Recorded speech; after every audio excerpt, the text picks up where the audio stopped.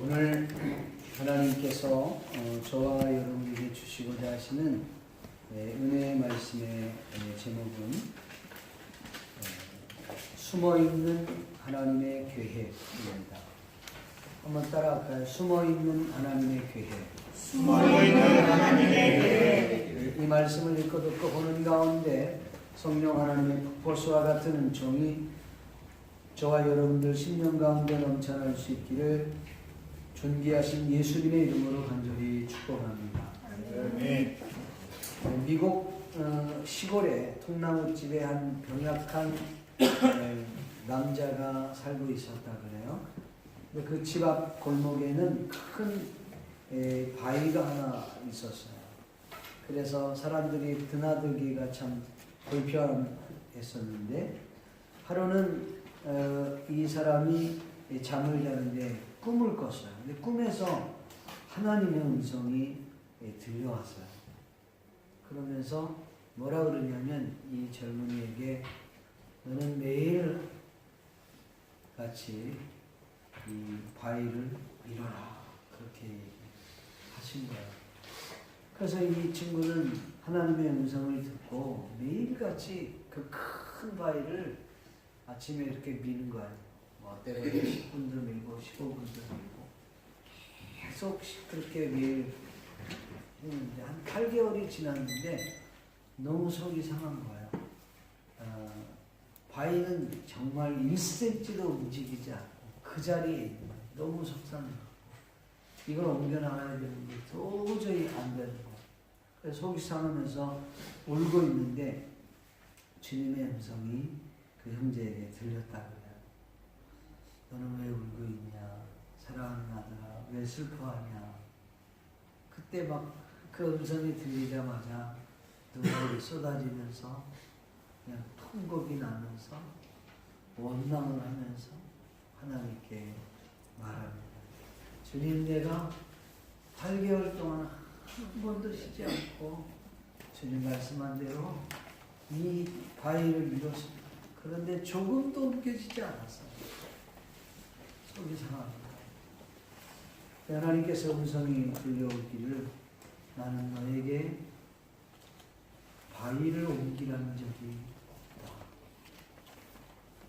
단지 바위를 밀으라고 했을 뿐이다. 그러면서 지금 집에 들어가서 거울을 봐.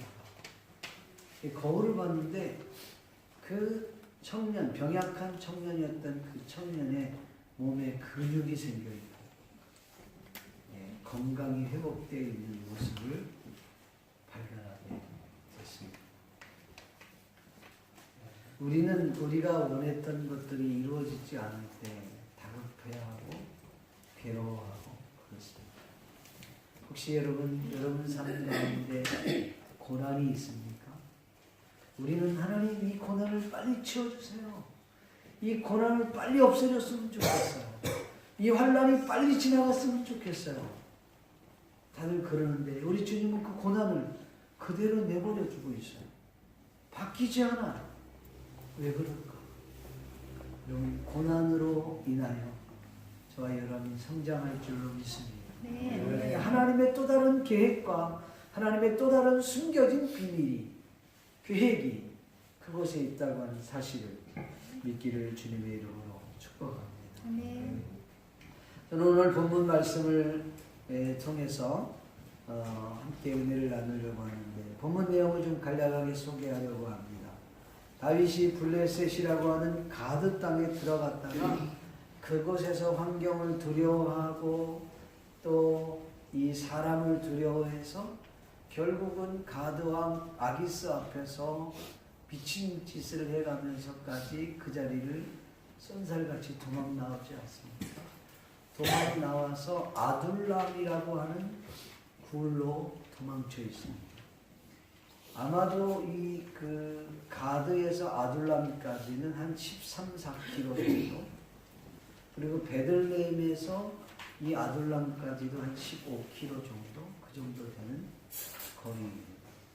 거기 이제 도망이 나왔는데, 이 이스라엘 땅에 다윗의 가족들이 아둘람의 자신의 아들이 왔다는 이야기를 듣고 가족들이 전부 다 그리로 옵니다. 와서 보니까 다윗을 만난 거예요. 한 15km 되는 거리를 해서 오는 거예요. 지금 우리 여기 교회에서 저기 어디야, 아키하바라보다 좀 더 먼 곳까지 걸어서 간 거예요. 그리고 이제 갔는데 보니까 얼마나 반갑습니까? 근데 반갑기는 한데 다윗이 어땠을까요? 이게 뭐 왜냐하면 다윗이 자기 몸 하나 가눌 길 없는 사람 아니에요. 자기 먹을 것도 제대로 해결 못하고 그 다음에 또 이 뭡니까 잠잘 것도 자신의 은신처도 제대로 준비가 안 돼 있는 상태인 자신의 이렇게 가족들이 온 거예요. 게다가 성경에 보니까 여러분 그 2절 말씀을 보면은 환난 당한 모든 자, 빚진 모든 자와 마음이 원통한 자가 다 그에게로 모였고, 그러니까 이스라엘 땅에서 정치적으로도 그렇고 여러 가지 빚지고 힘들고 원통하고 이랬던 사람들이 막 모여갖고 어디로 왔냐면 아둘람에 있는 다윗에게 올 거예요. 그 인원이 무려 400명가량 되었다. 그들의 우두머리가 되었다라는 이야기입니다. 그래서 이제는 다윗이 이걸 안 되겠다. 이 아둘람에서 이들을 케어하기 좀 힘들겠다. 그들을 데려갔고 아둘람에서 모압이라고 하는 지역까지 약 한 50km 정도 내지는 60km 되는 그 먼 거리를 그들을 데리고 모압 땅 미스베라고 하는 지역으로 갑니다. 그리고 그곳에서 이 모압 왕을 직접 만나갖고 뭘 하느냐면은 계약을 맺습니다. 일방적 계약이죠. 그래서 하나님께서 나를 어디로 인도할지 정확하게 알 수는 없지만 하나님이 내 앞길을 인도해 주는 것을 깨달을 때까지는 나의 부모를, 나의 형제들을 당신이 좀 맡아주시면 안 되겠습니까? 모압 왕이 그걸 허락합니다. 그래서 모압 지역 한 지역에서 그들이 그곳에 주둔하게 되죠. 얼마나 주둔했을까? 성경에 정확하게 나와 있지 않습니다만 조금 안정될 쯤 됐을 때 하나님의 선지자 갓이 다윗에게 말합니다. 너는 이 땅을 떠나 유다 땅으로 가라. 그래갖고 다윗은 유다 땅인 성경에 오늘 5절에 보니까 헤렛 수풀에 이르니라 그렇게 되어 있습니다. 오늘 본문 내용이 그런 내용이에요. 그런 내용을 가지고 함께 은혜를 나누려고 합니다. 이해가 되시죠? 첫 번째로는 사례적으로 외면당하고 어려운 자들을 포용했던 다윗의 모습을 우리는 생각하게 됩니다. 다윗은 자신의 형편과 사정을 돌아볼 때에 남을 도와줄 처지가 못 된다는 사실입니다. 왜냐하면 자신의 그 몸을 숨길 만한 은신처를 찾고 있는데 자신의 먹을 것, 자신의 은신처까지도 사실은 해결을 제대로 못하고 있는 그런 상황이었어요. 그런데 여기에 누가 아둘람의 그 먼 거리에서 그의 부모가 찾아왔다는 것입니다.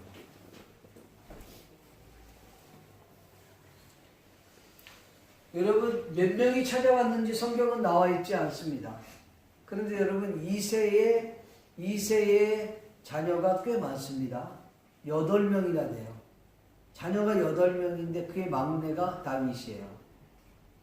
그러니까 다윗이 막내인데도 결혼을 했으니까 그 윗형들은 대부분 결혼하지 않았겠습니까? 결혼했다고 치면 자녀들을 최소한 2명 내지는 3명을 낳았다. 그러면 8명에다가 부모님까지 하면은 10명에다가 2명 정도 낳았다 그러면 최소한 20명 이상은 될 것이다. 거기에 막 인친척들까지 따라 붙었다 그러면은 이건 더 많아지겠죠. 예, 이건 상당한 수가 될 겁니다. 게다가 또 아둘람에 400명의 군인들이 왔다는 거예요. 근데 400명의 군인만 온 것이 아니라 사실은 그의 인친척들이 같이 달라붙어 온 거예요. 유대인의 그 숫자 개념에는요, 이렇게 숫자를 쓸 때는 어린아이, 여자, 노인들은 세지 않습니다. 그러니까 400명의 자녀들이 2명 정도만 돼도 아내 그리고 뭐 2명 정도만 돼도 최소한 1000명은 넘는 거예요. 그래도 한 1200명 정도는 되지 않을까. 그렇다면 여러분 그때 당시에 부족 국가가 1000명이 넘는다는 거예요. 1000여 명이 넘는 거예요. 그러니까 한 국가가 세워졌다고 봐도 과언이 아닙니다. 근데 여기서 우리가 알아야 될 것이 여기에 1000명이나 된 사람이 모이고 거기다가 또 제사장이었던 아비아달도 나중에 옵니다. 다다음 주에 제가 설명을 하겠습니다. 다음 주는 부활주일이니까 넘기고. 아비아달도 아비멜렉이 죽고 난 이후에 그냥 피해갖고 온 사람이 아비아달이에요. 거기까지 달라붙어요. 선지자도 붙고 아비아달도 붙고 군인들도 붙고 가족들도 붙고 그래서 아둘람에만 해도 무려 1000명이 넘는 사람들이 붙어요. 자기 혼자 먹을 것도 지금 쉽지 않은데 1000명이 넘는 사람들이 붙었다는 거예요. 근데 성경에 다윗이 염려하고 근심하고 걱정했다는 말이 없어요. 과거를 좀 돌아보면 이스라엘 백성들이 애굽에서 출애굽할 때 무려 60만 명이 나왔습니다. 60만 명이 나왔다고 하는 것은 장정 60만 원. 그러니까 싸울 칼을 빼고 싸울 만한 사람이 60만 명이에요. 그럼 거기에 여자, 어린아이, 그 다음에 노인들은 제외된 숫자예요. 합치면은 무려 200만 명 정도 된다. 거의 학자들의 동일한 견해입니다. 거기다가 또 가축들까지 같이 왔다고 생각해 보세요. 그 행렬은요, 가히 진짜 과관이 아니에요. 정말 장관이 어마어마한 200만 명이 쫙.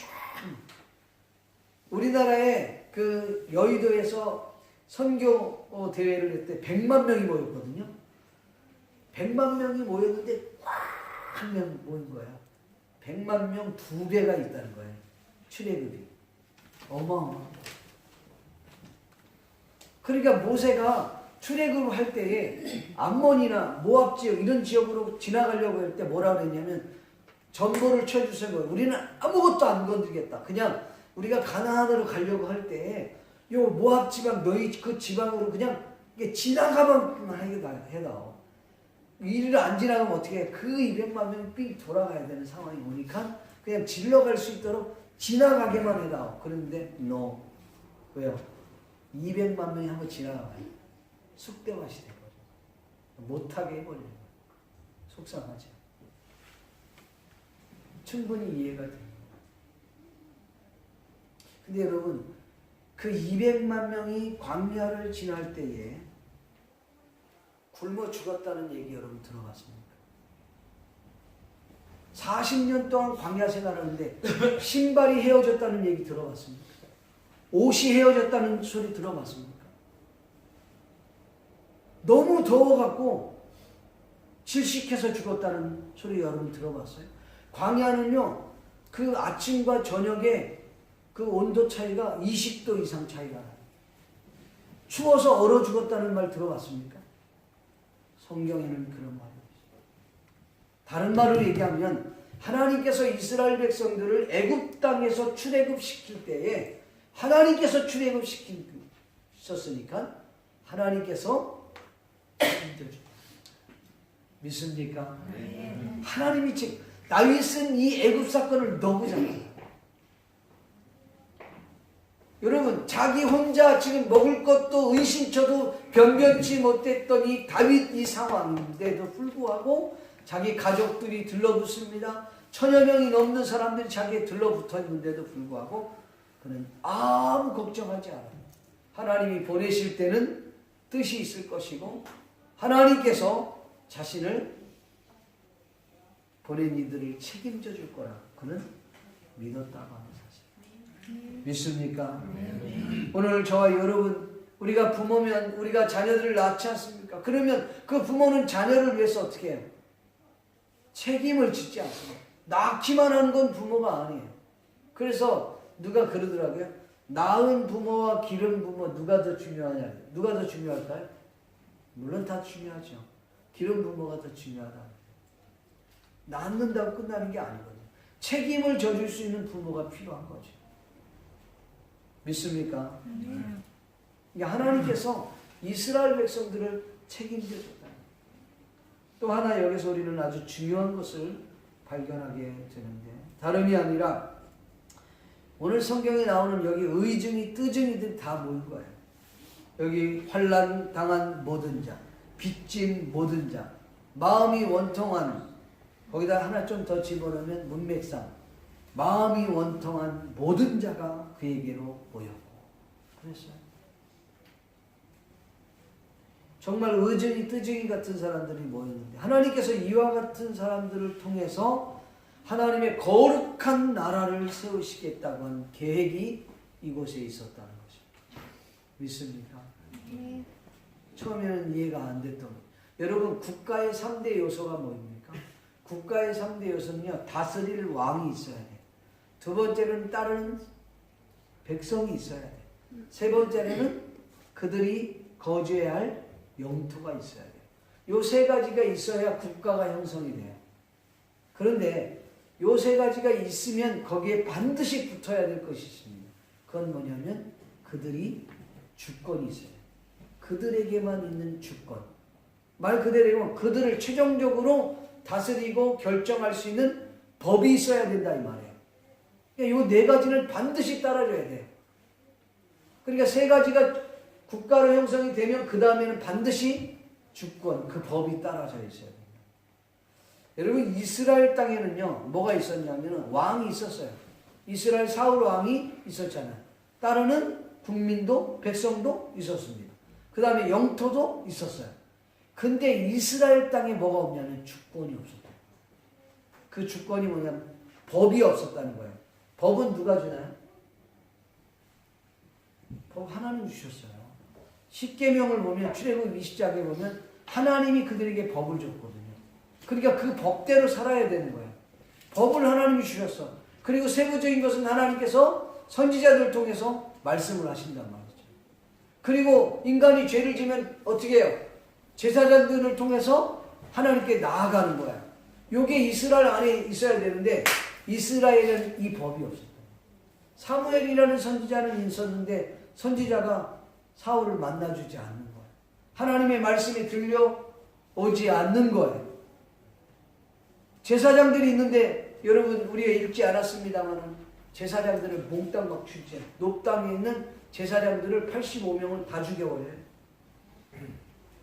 그러니까 제사장들이 제사장의 역할을 감당할 수 없는 상황이 돼요. 그러니까 이스라엘 땅에는 국가 요소는 분명히 있는데 하나님의 법이 없었다. 근데 다윗이 있는 이 부족 국가예요. 그냥 아둘람에서 갑자기 생겨진 국가입니다. 1000명이 넘는 국가가 돼버린 거야. 의증이 뜨지가 모였는데 하나님은 그 나라에 하나님의 법을 세우시죠. 그게 뭐냐? 거기는 하나님 대리권자로 왕을 세웠어요. 블레셋 사람들이 그를 왕으로 칭하지 않아요. 그 다음에 따르는 국민들이 있어, 백성들이 있었어요. 근데 이들에게 뭐가 없었냐면 영토가 없었던 거예요. 영토가 없어요. 그래서 부족 국가라고 말하는 거예요. 영토가 없는 거예요. 근데 이들에게 가장 중요한 하나님의 법이 있었다. 여러분, 그 의증이 뜨증이 같이 있는데도 그 안에 누가 있었냐면 하나님의 선지자 갓이 있었습니다. 앞으로 나오겠지만은 아비멜렉의 후손인 그 자식 중에 한 사람인 아비아달이 제사장이 거기 붙습니다. 합류해가지고. 나중에는 이 아비아달이 대제사장이 됩니다. 다윗이 이런 사람들의 자신이 이제 통합왕이 되고 나면 이들을, 이 의증이 뜨증이 같은 사람들을 전부 다 아주 중요한 국가 요직에 다 들어가서 다윗을 위해서 헌신하고 하나님 나라 세우는 일에 아주 큰 일을 행하게 된다는 거죠. 여러분, 정말 아무것도 없고 정말 별 볼 일 없고 세상적으로 봤을 때는 정말 거지 같은 인생들을 사는 이들을 하나님은 통하여서 하나님의 거룩한 나라를 세우시고자 했다고 하는 사실, 믿기를 주님의 이름으로 축복합니다. 믿습니까? 네. 여러분, 다윗에게 쫓아온 사람들은 아무것도 안 해요. 정말 오늘 성경 말씀에 있던 것처럼 환난을 당한 모든 자들이 모였습니다. 빚진 자들이 모두 모였습니다. 마음에 원통한 모든 자들이 모였습니다. 정치적으로 보면은 그들이 어떤 정치적 끈이 다 떨어져 버리는 그런 사람들. 완전히 가난하고 빚지고 완전히 이 땅에서는 별 볼 일 없는 그런 사람들만 모였는데 하나님은 그들을 통해서 하나님의 거룩한 나라를 세우기를 원하셨다. 사랑하는 성도 여러분, 하나님의 거룩한 일들은 물론 똑똑한 사람을 들어서도 일을 하셨어요. 예수님께서. 그러나 이 어부와 같이 별 볼 일 없어 보이는 이 베드로와 같은 사람들을 통해서 예수님의 12 제자들 가운데 정말 연약한 그들을 들어서 하나님은 위대한 일들을 일하시기 시작했다는 사실입니다. 고린도서 1장 27절 말씀에 보면 하나님께서는 세상에 미련한 것들을 택하시고 세상에 약한 것들을 택하시고 천한 것들과 멸시받는 것들과 없는 것들을 택하셔서 지혜 있는 자들을 부끄럽게 하시고 있는 자들을 부끄럽게 하시고 그래서 하나님 이들을 통해서 위대한 일을 행하셨다는 사실. 사랑하는 성도 여러분, 오늘 저와 여러분들이 이 세상을 살아가면서 나같이 별 볼 일 없고 나같이 별 볼 일 없고 나같이 연약한 사람이 무슨 하나님의 일을 하겠어? 여러분 그렇게 생각할 수 있을 수 있어요. 그러나 하나님은 우리 같은 연약한 자들을 들어서 사용하실 줄로 믿습니다. 네. 예수님을 믿으면 하나님께서 새로운 비전을 주십니다.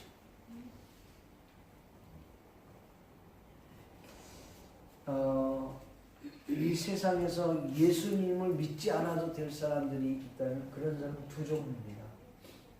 한 종류는 어떤 사람이냐면 죄가 없는 사람은 예수 안 믿어요. 또 한 사람은 어떤 사람이냐면 영원히 죽지 않는 사람은 예수님 안 믿어요. 그러나 이 땅에서 영원히 죄가 죽지 않고 단 한 가지의 죄도 없는 사람은 이 땅에 아무도 없어요. 그러니까 우리는 예수님을 믿지 않으면 안 돼요. 여러분 예수님을 믿어야 우리의 인생이 달라집니다.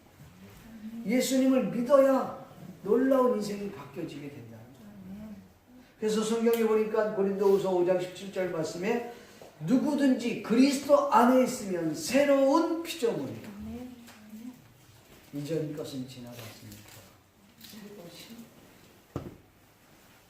여러분 그리스도 안에 있으면 새로운 피조물이 됩니다. 새로운 피조물이 된 그들을 통해서 하나님은 새로운 일들을 계획하시고 또 다른 하나님께서 우리를 통한 거룩한 일들을 준비하신다는 사실, 믿기를 주님의 이름으로 축복합니다. 네. 두 번째로 우리가 생각할 수 있는 것은 하나님의 뜻을 찾고 있는 다윗의 모습입니다. 하나님의 뜻을 찾고 있는 것.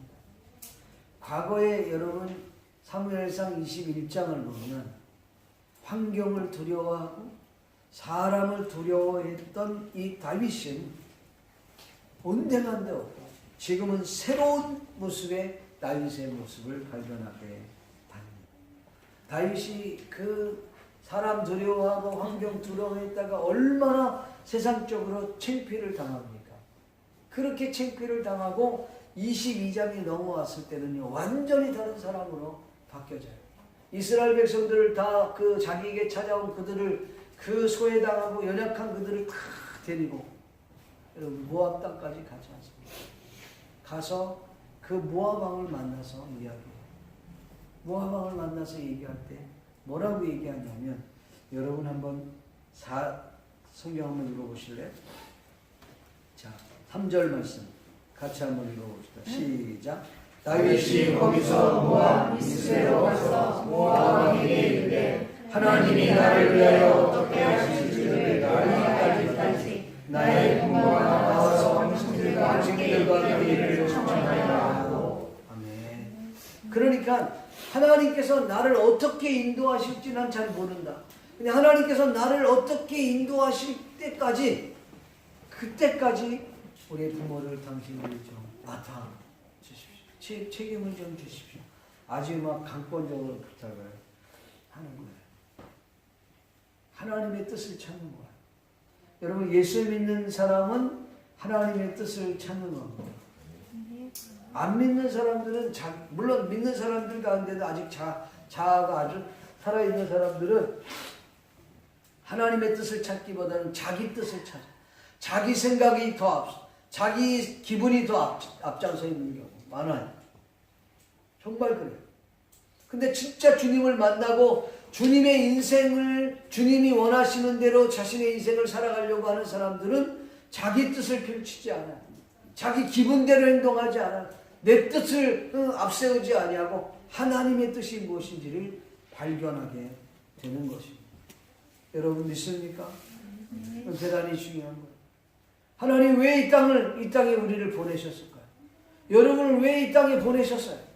하나님 왜 하나님께서 이곳까지 나를 보내셨습니까? 라고 했을 때 분명한 하나님 목적과 뜻이 있어서 보내신 거예요. 우리 그걸 모르고 살아가는, 예수님을 만나면 새로운 하나님의 거룩한 뜻, 하나님이 나를 향한 그 비전을 발견하고 살아갈 때 그 사람은 진짜 행복한 인생을 살아가요. 여러분, 우리 여기 리모컨이 있잖아요. 이 리모컨. 이 리모컨은 어디에 쓰는 리모컨이요? 프로젝트에게 쓰는 리모컨입니다. 이 리모컨은 이 프로젝트에게만 사용할 수 있어요. 이 프로젝트 사용할 때 키 끄고, 물론 저거 갖고 할 수도 있겠지만 이거 갖고 사용하는 거예요. 이거 가지고 텔레비에다가 아무리 눌러도 얘 안 됩니다. 왜? 그 목적으로 만든 게 아니기 때문에. 물론 이거 갖고 내가 밥은 퍼먹을 수 있어. 그러나 그거 목적으로 만든 건 아니에요. 진짜 목적은 얘는 프로젝트하고 연결해갖고 요거 사용할 때 리모컨으로 만든 거예요. 목적을 가지고 만든 것처럼.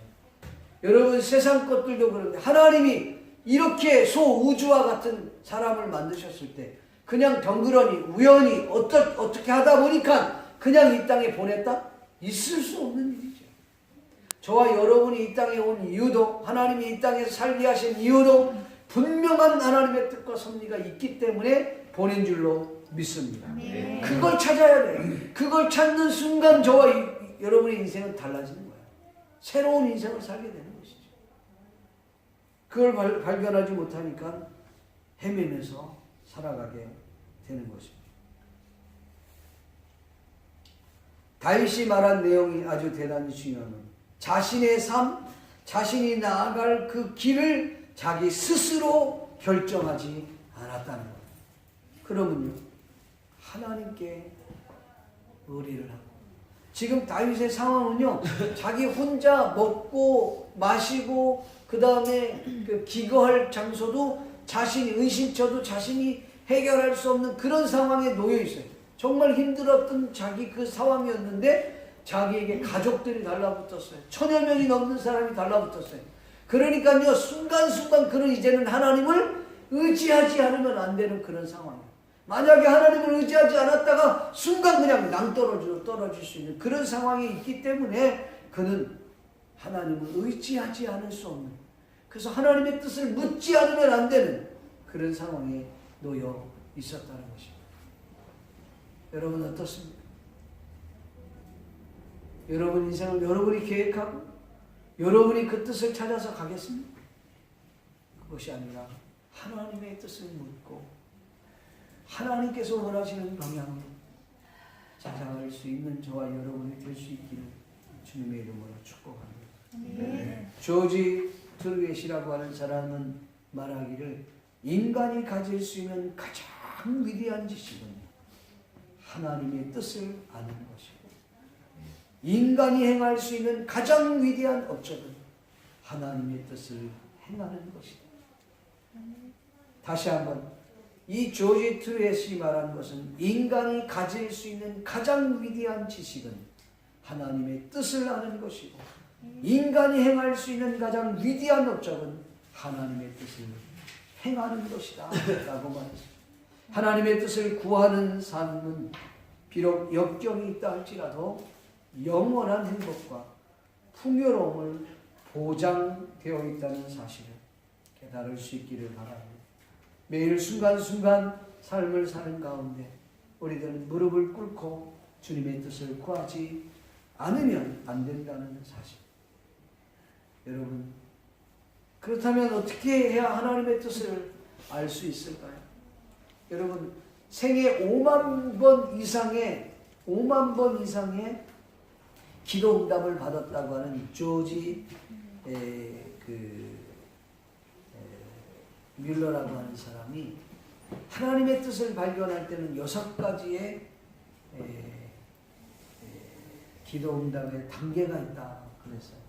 그 첫 번째가 뭐냐면 어떤 문제가 있었을 때 그 문제에 관한 나의 의사가 있지 않도록 마음을 비우는 것이다. 자신이 뭔가를 결정하려고 하는 게 아니라 어떤 것을 하나님이 주신다 할지라도 따라가려고 하는 그런 마음. 그래서 비어있는 마음이 필요하다. 둘째는 그 결과에 대해서 나의 감정이나 이상을 개입하지 않도록 해야 된다. 세 번째 단계는 성령께서 나를 인도하시고자 하는 그 방향을 깨닫으려고 노력해야 된다. 그 중에는 예배가 될 수도 있고 기도가 될 수 있고 말씀을 읽을 수도 있고 찬양을 할 수도 있고 등등 여러 가지 많이 있겠죠. 그 다음에 네 번째로는 주변 상황을 고려하여 종종 상황과 말씀과 성령이 서로 연결되어 하나님의 뜻을 밝혀준다는 사실을 깨달은 거죠. 환경을 주시하는 것. 여러분 주변의 환경이 지금 왜 이 환경이 이렇게 몰아가고 있지? 아니면 주변의 동역자들이나 누구를 통해서 들려지는 음성들이 이게 너무 딱딱 들어맞는 거야. 주일날 말씀을 들었던 내용하고 내가 직장에 갔을 때 이런 이야기 이런 것들이 막 딱딱 맞아 들어가는 거야. 말씀을 읽었는데 그 말씀이 또 그때 그 내용하고 또 맞아 떨어지는 거야. 이런 환경들이 있다는 것이죠. 다섯 번째는 기도하는 가운데 하나님의 뜻을 내게 보여주기를 기도하라. 네 번째는 앞에 열거한 대로 하나님께 향하여 기도할 때 마음에 평강, 기쁨이 따라오며 두세 번 더 기도하고 진행한다. 이게 조지 뮬러의 기도했던 응답받는 방법이었다는 거예요. 여러분 말씀을 듣고 큐티하고 예배하고 기도하고 찬양하고 그러는 와중에 하나님 때로는 믿음의 사람의 꿈으로도 환상으로도 음성으로도 응답 어떤 방법이라도 그 말씀 앞에 우리가 조심히 그래서 하나님 말씀을 받는다. 하나님의 뜻을 듣는다. 그러면 앞뒤 전후를 다 보시고 내 마음을 비우고 내 감정 개입을 하지 아니하고 하나님의 뜻을 묻는 자세가 대단히 중요하고 여러분 빌리그램 목사님 수천하셨습니다마는 그분과 사역할 때에 함께 사역했던 한국인 사역자가 있습니다. 물론 이 사람이 전쟁에 고아가 돼서 어떤 그 군인에 의해서 입양이 되었던 사람입니다. 이 사람이 인디아나 주립대학에서 공부를 하고 오케스트라에서 성악을 수업을 했던 사람입니다. 근데 이 사람이 킴 윅스라고 하는 사람인데 한국인이에요. 이제 미국인으로 바뀌었겠지만 이 킴 윅스인데 어떤 연인인지 모르겠지만 맹인이 되어버려갖고 참 어려운 상황인데 이분이 그 빌리그램 사역할 때에 그 찬양으로 영광을 돌리고 마음 문을 열게 했던 사역자였어요. 이분이 한번 간증을 하는데 뭐라고 간증을 하냐면 장님인데 이런 간증을 합니다. 사람들은 장님이 나를 인도할 때 저 100m 전방에 뭐가 있다고 말하지 않습니다. 단지 앞에 물건이 앞에 무엇이 있는지를 말합니다. 물이 있으면 그걸 건너뛰라고 말합니다. 계단이 있으면 한 계단 발을 올려놓으라고 말합니다.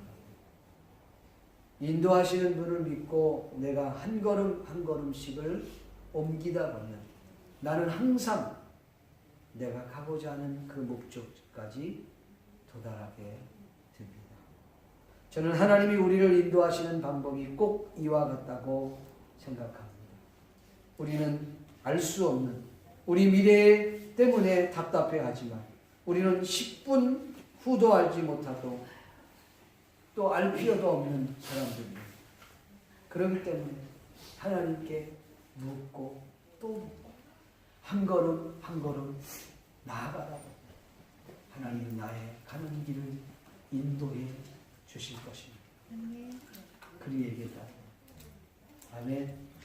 그러니까 내가 나 혼자 간다고 그러지 말고 주님 붙잡고 갈 수 있기를 바랍니다. 여보세요? 가끔 가다 보면 이제 어린아이들 보면 지금 막 조금 걸을 만한 쯤 된 아이들 넘어질 것 같으니까 부모님이 손을 잡으려고 안 잡는다고 손을 막 부딪히는 거야. 저 혼자 가겠다는 거야. 막. 그리고 가다 보면 넘어져. 참 애들 신기하죠? 넘어지면 그냥 넘어지면 괜찮은데 꼭 다칠 만한 데서 넘어져. 네? 어디 콕 찔 만한 데 넘어지고. 근데 안 잡으면 그렇게 돼. 붙잡으면 괜찮아. 우리가 주님의 손을 붙잡고 갈 수 있기를 바랍니다. 아멘. 우리가 이제 험악하고 힘든 이 세상, 나 혼자 산다고 하면 얼마나 힘들고 어렵겠습니까? 여러분 주님 손 붙잡고 나갈 수 있기를 제 이름으로 축원드립니다. 찬양 가운데 이를 찬양했습니다. 예수님 이 손을 꼭 잡고 가소서. 약하고 피곤한 이 몸을 폭풍을 흑암소 해치사 빛으로 손잡고 날 인도하소서.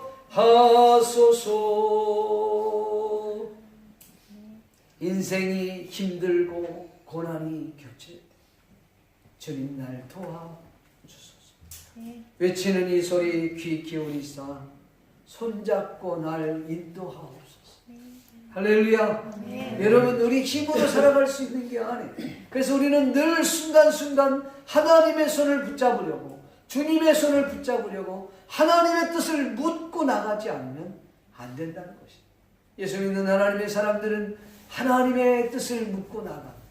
과거에 사람을 두려워하고 환경을 두려워했던 다윗이 미친 짓 하며 돌아다니지 않았어. 그랬던 그가 순간 하나님보다 환경을 두려워해. 순간 하나님보다 사람을 두려워했더니 내가 이렇게 밑에까지 떨어져 버린다. 그거 깨닫고 여러분 22장에는 완전히 다른 다윗의 모습을 우리는 발견합니다.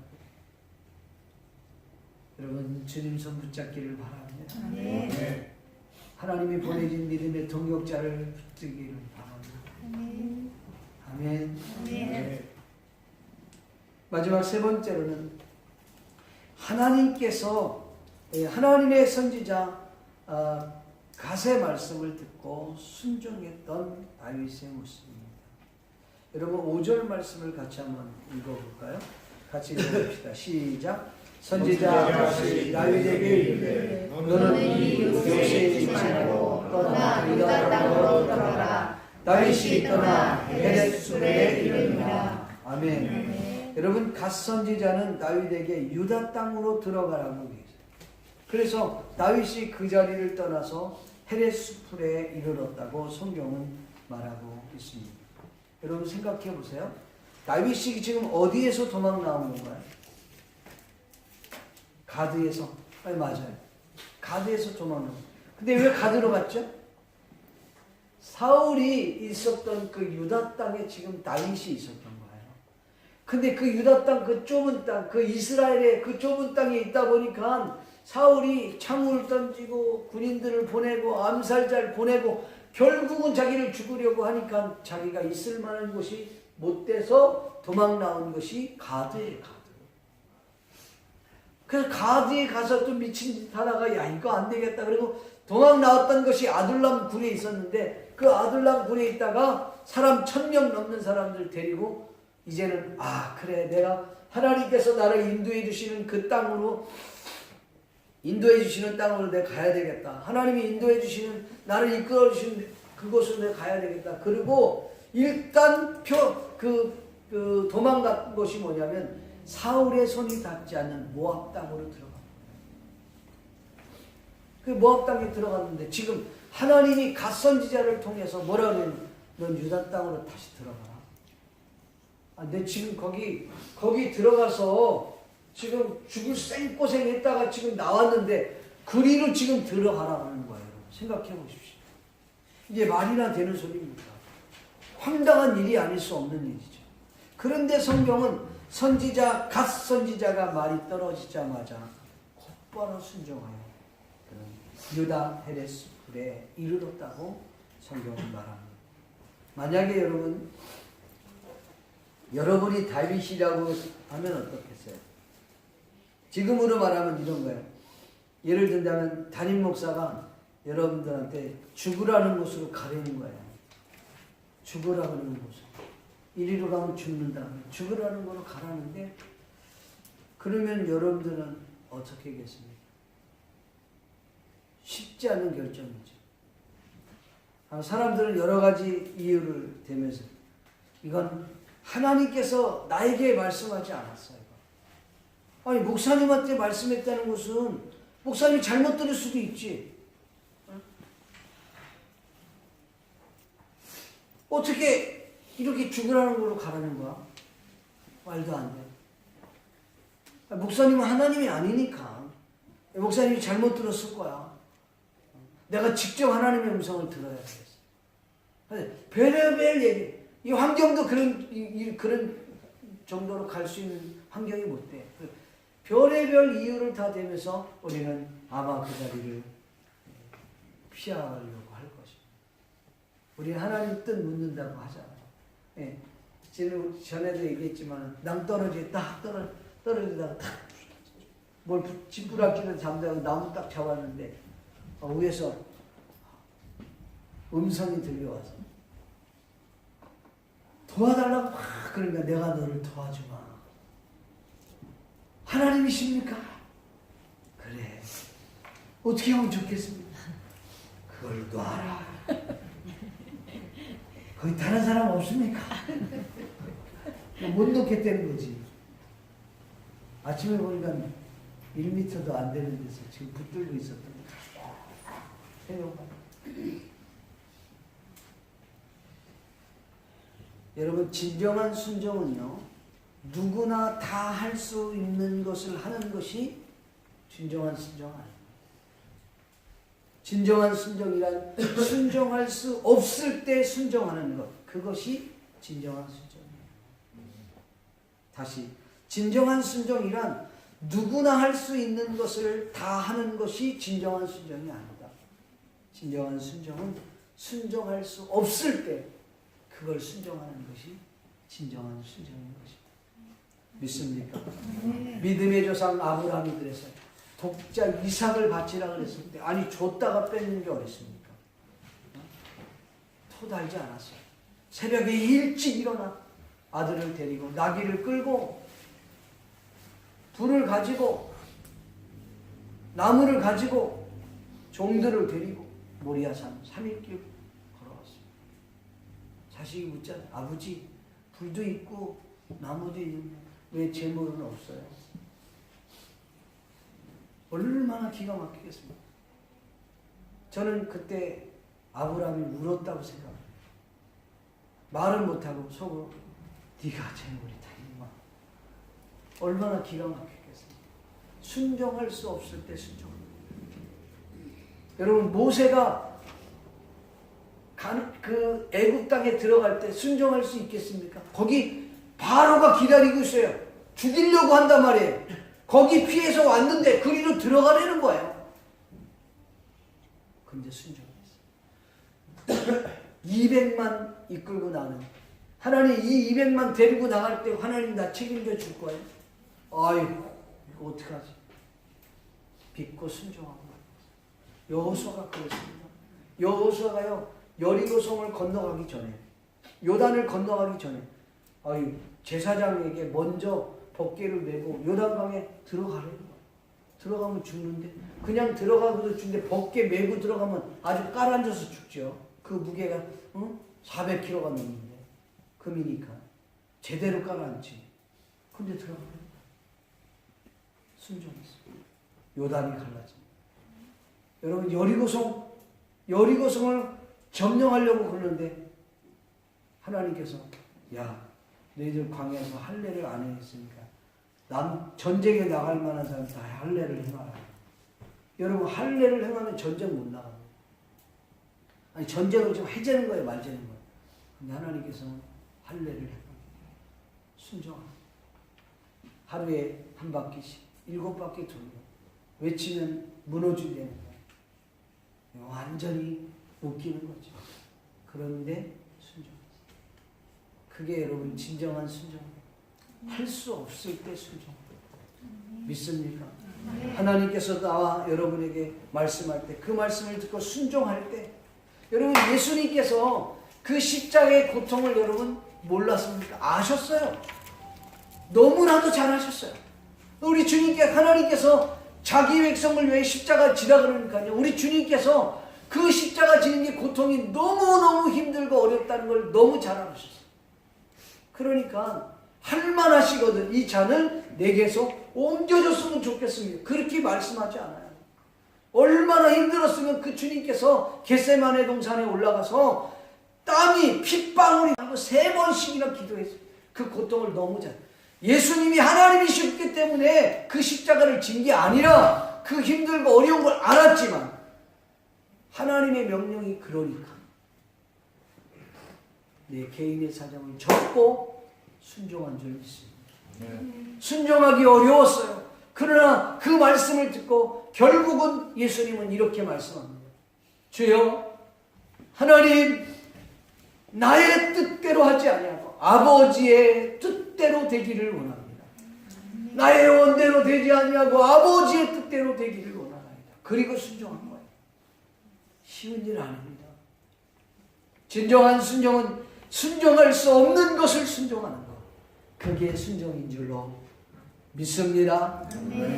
여러분, 스펄전 목사님이 타 도시에서 자기가 돌보고 있는 이 고아들을 위해서 그 모금을 해요. 예? 그 300파운드 정도를 모금했어요. 타 지역에서. 지금도 300파운드 정도는 어느 정도 돈이 많으냐면 거의 한 36만 원에 한 40만 원 정도 되는 그 정도의 돈이에요. 그때 당시에 18세기에 그 40만 원이면 얼마나 많은 돈이겠어요. 근데 그 돈을 딱 걸었는데, 기도하는데 하나님께서 스펄전에게 음성이 들려오고, 뭐라 그러냐면, 얘야, 그 돈 300파운드를 조지 밀러에게 갖다 줘라. 아니, 지금 주님, 우리 애들도 지금 이게 필요해서 내가 지금 모금해 갖고 왔는데, 지금 조지 밀러에게 이거 갖다 주라고 합니까? 주님이 너무 강력하게 말씀하니까 할 수 없어서 그거를 돈을 가지고 가까이에서 같이 사역하고 있는 조지 밀러에게 300파운드를 갖다 줍니다. 가서 보니까 조지 밀러가 그 기도방에서 기도를 하고 있습니다. 하나님께서 당신에게 이 돈을 갖다 주라고 해서 내가 갖고 왔습니다. 그랬더니 조지 밀러가 뭐라 그러냐면, 제가 지금 300파운드가 필요해서 지금 기도하고 있었습니다. 하나님이 이렇게 응답하셨군요. 오늘 허탈해요. 돌아왔는데 예배당에 헌금이 하나 올라왔어요. 헌금이 왔는데 300파운드보다는 훨씬 더 많은 돈이 들어와요. 이 스펄전이 하나님 300파운드 이자까지 쳐갖고 주셨군요. 그랬다는 거예요. 여러분, 우리 생각할 때, 아니 그냥 하나님이 직접 돈 헌금하는 사람이 그 조지 밀러에게 갖다 주면 되지, 왜 이 스펄전에게 그걸 갖다 주라 그러고 또 헌금은 또 거기다 또 강대상에 하게끔 하고 왜 그렇게 하십니까? 하나님의 훈련이었어요. 누구를 하나? 스폴전에 대한 훈련이었어요. 순종을 할 수 있는지 없는지. 여러분, 순종은 쉬운 일 아니에요. 할 수 없을 때, 하기 힘든 것을 할 때, 그게 진정한 순종인 줄로 믿습니다. 말씀을 맺기를 소원합니다. 사랑하는 성도 여러분, 다윗은 사회적으로 소외되고 약자인 이들을 포옹한 줄 믿습니다.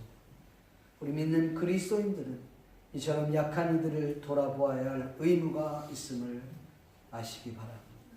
혹시 우리 주변에 영적으로 내가 도와야 할 동역자는 없는지, 영육으로 도와야 할 동역자가 있다면 그를 우리가 도울 수 있기를 바랍니다. 아멘. 네. 도울 수 있기를 바랍니다. 네. 뒤로 미루지 말기를 바랍니다. 선을 알고도 행할 줄 모르면, 행하지 않으면 그것이 죄라고 했어요. 그래서 우리는 사회적 약자를 돌아보고, 연약한 자를 돌아보고, 영적으로 부족하고 연약한 자들을 돌아보는 것, 이것이 오늘 우리가 해야 될 일이에요. 그래서 구약에 보면 하나님은 나는 고아의 아버지고 과부의 아버지고 나그네의 아버지라 그렇게 말씀했어요. 그 약한 자들을 도우시는 하나님의 모습을 우리는 보게 됩니다. 여러분, 우리가 인생을 살면서 내 개인의 뜻을 주장하는 것이 아니라 하나님께서 나를 향한 그 뜻을 찾는 우리 모든 믿음의 동력자들이 될 수 있기를 주의 이름으로 축원합니다. 전에 말씀을 드렸던 것처럼 순종은 누구나 아무나 다 하는 것, 그것이 순종이 아니라 순종할 수 없을 때, 순종할 수 없는 그런 상황일 때 순종하는 것이 진정한 순종인 줄 믿습니다. 다윗이 어떻게 유다 땅으로 들어가겠어요? 들어갈 수 없어요. 들어가면 죽음이에요. 그런데 왜 하나님이 그를 들어가요? 이유를 묻지 않아서 그대로 순종한 줄로 믿습니다. 기도합시다. 신 말씀을 생각하면서 우리 같이 한번 합심하여 통성으로 기도하는 시간 갖기를 원합니다. 같이 한번 기도하겠습니다. 고마우시고 자비로우신 아버지 하나님, 주님의 은혜와 은총을 감사합니다. 거룩한 죄를 맞이하여 사랑하는 성도들, 하나님 전에 나와 무릎 꿇고 간구하며 기도합니다. 아버지 하나님, 약자를 돌아보시는 하나님, 다윗은 자신의 몸 하나 가눌 길 없고 입에 풀칠하기도 어려운 그 상황, 그리고 자신의 은식처도 마땅치 않은 그 상황에 가족들과 1000명이 넘는 사람들을 돌아보지 않으면 안 되는 상황이었습니다. 하나님을 의지하고 하나님의 도움 없이는 살 수 없음을 깨닫고 그들의 약자를 돌아보고 그들을 포옹했던 것을 알 수 있습니다. 다윗을 통해서 정말 의정이 있든지 힘들고 능력 없고 별 볼 일 없는 사람들이 모인 그 가운데 하나님의 놀라운 나라를 세우시기 바랍니다. 놀라운 하나님의 숨어있는 비밀이 계획이 있는 줄로 믿습니다. 우리를 통해서 하나님이 행하실 일들을 우리가 눈으로 목도하고 깨달을 수 있도록 하나님 도와주시기를 원합니다. 오늘 말씀과 같이 우리 자신들을 돌아보게 도와주시옵소서. 하나님의 뜻을 찾게 해주옵소서. 하나님이 나를 향한 뜻, 하나님이 우리의 가정을 향한 뜻, 하나님 우리의 기업을 향한 뜻을 하나님 깨달아 나를 향한 하나님의 놀라운 비전을 찾아 걸어갈 수 있는 모두가 받을 수 있게 해주옵소서. 주님 어떤 말씀을 한다 할지라도 그 말씀 앞에 순종하고 나아갈 수 있는 모든 사랑하는 믿음의 성상의 동역자들 되게 도와 주시기를 원합니다. 주님이 역사해 주시옵소서. 주님이 역사해 주실 줄로 믿습니다. 감사하고 예수님의 거룩하신 이름으로 축복하며 기도하고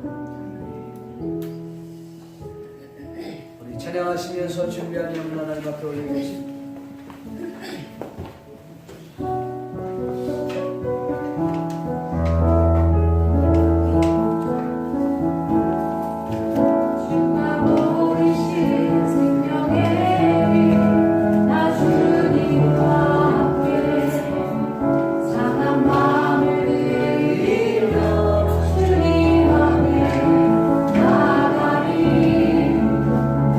위로운 이들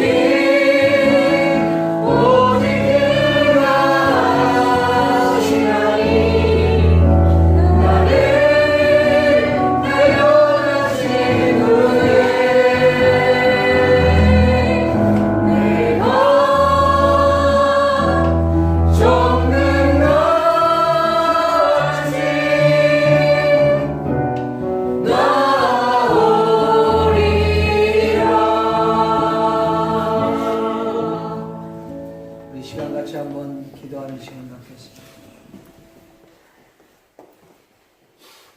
네, 살아계신 아버지 하나님 감사합니다. 그대진 예물을 주님이 축복하시고 이 예물이 쓰여지는 곳마다 주님의 큰 영광과 능력이 나타날 수 있도록 도와주시고 아멘. 죄령금을 위시하여 11조 감사 성교 구제 장학 의무로 또 아버지 하나님 화분으로 식사봉사로 차량 은행으로 안내위원으로 예배위원으로 수고하는 모든 손길 하나님의 선선으로 축복하셔서 가정에 놀라운 복의 복을 더 입혀주시고 영육의 강건함을 더 입혀주시고 하나님의 놀라우신 거룩한 뜻이 저들 개인과 가정과 직장과 사업과 인생 위에 놀랍도록 이루어지게 하옵소서. 감사를 드리고 예수님의 이름으로 축복하며 기도하옵나이다. 지금은 우리 주 예수 그리스도의 은혜와 하나님 아버지의 크신 사랑과 성령님의 감화 감동으로 교통하시니 오늘 자리에 모인 모든 하나님의 자녀들 모이고 지금부터 영원토록 함께 있을지어다. 아멘.